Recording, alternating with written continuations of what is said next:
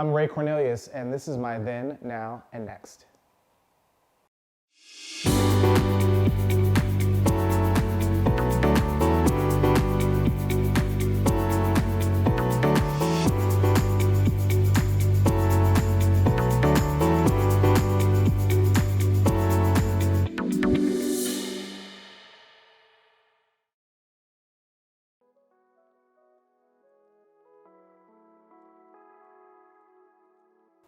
Wow, where do I begin? It all started back in no, let me stop.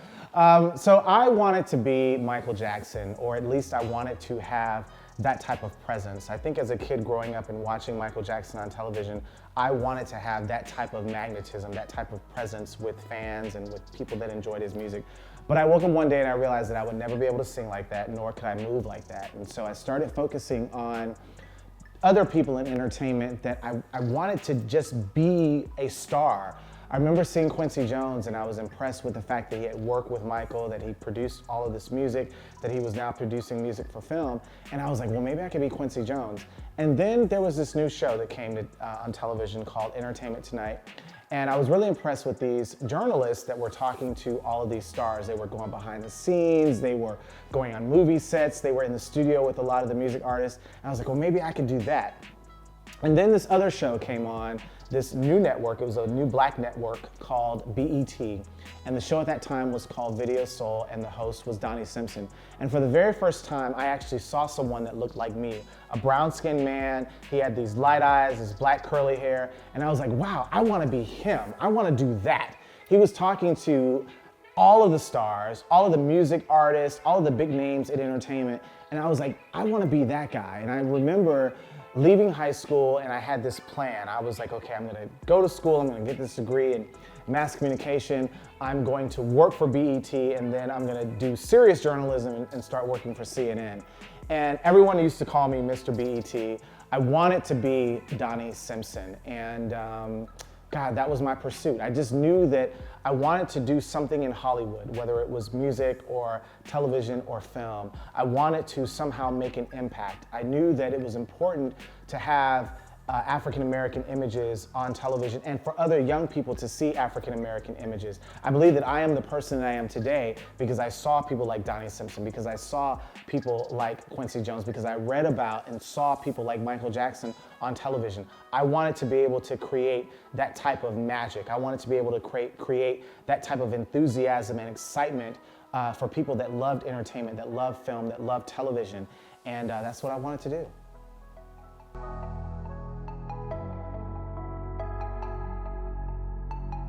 So around 2010, I had become really bored with my 9-to-5. I was working as a radio sales rep for an NPR jazz station and just knew that I had a little bit more inside of me to offer. I was trying to figure it out. At one point I thought I wanted to delve into acting, and so I started doing plays and tried to get on television shows and films, but that just wasn't working out. And so I was challenged by a friend of a friend who said, well, why don't you create a blog? And at that time I was like, well, I don't even know what a blog is. But once he explained to me what it was, I was like, well, you know, I actually went to school for television broadcasting. And so I was like, well, maybe I'll do this blog thing.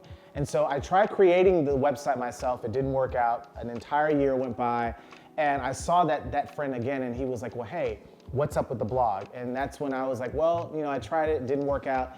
And he really challenged me. He was like, you know, this is what you said you wanted to do. I need you to do that. And so I really took that to heart. I reached out, I found a graphic designer, someone that could help me create this website.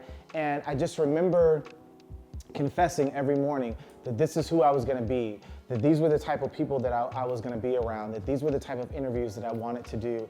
And little by little, all of those pieces started coming together. By 2012, I launched the website, February the 6th. And man, I mean, everything that I had prayed for, everything that I had confessed started coming together. Around 2016, I started getting a little antsy after having covered carpets and gone to premieres and having met so many people. I wanted to take my platform to another level. And still working at the radio station, I just remember in my prayers hearing from God to ask my general manager at the time for a radio show. And again, I had never even thought of being a radio personality, never even thought of the idea of doing radio.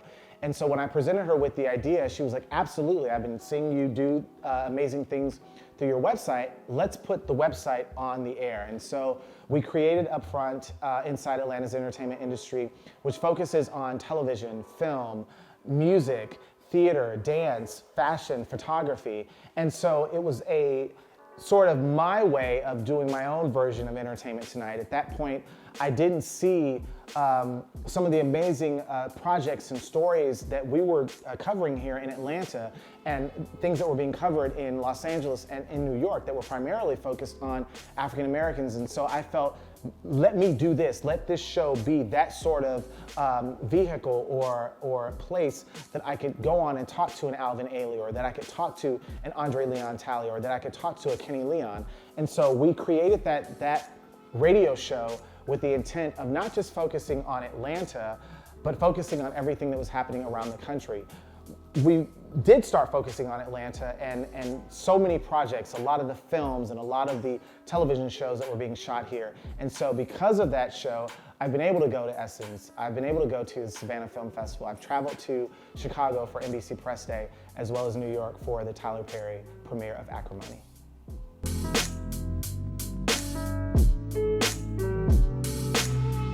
So I'm at a place right now where I realize that media is changing. You know, how we get our news now has totally changed. We're really not going to websites, we're really not reading that much anymore. We're actually looking at video and scrolling through Instagram and checking our tweets.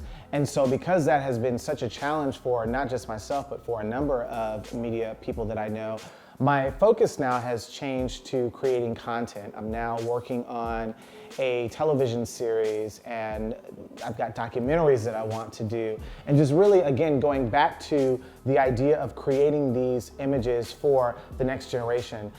Because I still do work at the radio station and we're located on the campus of Clark Atlanta University, I come across a lot of these students that have no idea about the past, no idea about individuals that opened doors and paved the way for them to be able to do the things that they're doing today. And I think that it's important, as someone who is in media and that has a platform, to be able to tell those stories. A lot of times we complain that Hollywood is only telling one portion of the Black experience. Well, because I do have a platform, because I do have access to celebrities now, because I do have access to networks, let's put some of these ideas in these stories and go back and find some of these individuals that the younger generation and the millennials don't know about, and put into documentaries, put into television series, put into films. And that's what I'm currently working on now. I think it is so important that we see ourselves in the future. I think it's so important that we see ourselves in art, in politics, in fashion, in music, in all spectrums of life. And the only way that we're able to do that is by telling amazing stories. And so I feel like this burden on me is urgent. I feel like this is something that we have to do now. And because we're now at the epicenter of African American culture here in Atlanta, I feel like I have the access to be able to do all of those things. And so if I don't do it now, who is gonna do it? And so I'm just really excited about the opportunity to be able to tell amazing stories, the opportunity to be able to create content that is unique, content that is fresh, content that will challenge, content that will hopefully expand our view of ourselves and who we are as African Americans in this country.